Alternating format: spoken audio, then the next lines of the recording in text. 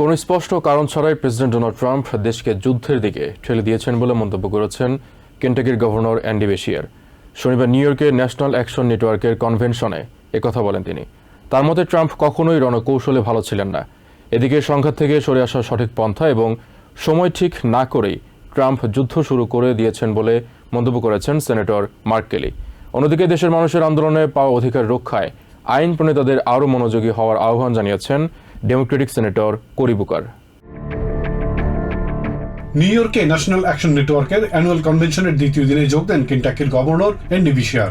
আলোচনায় president Donald ট্রাম্পের কঠোর সমালোচনা করেন এই Democratic governor.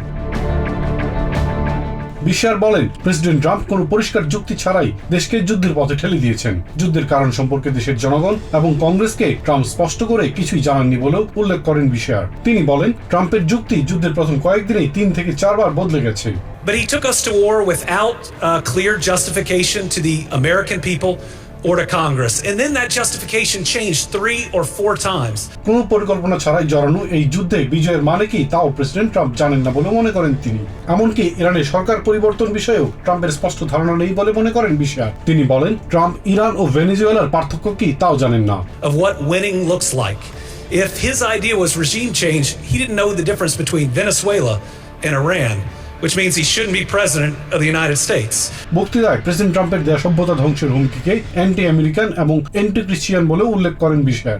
What we are seeing right now, a president that threatens to end another civilization, is anti-American, it's also anti-Christian.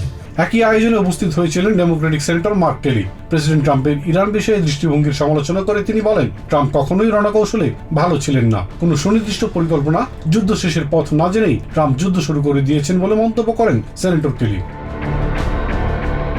Senator Corey Booker বলেন, আমেরিকার কোনো অধিকারই আন্দোলন ছাড়া অর্জিত হয়নি।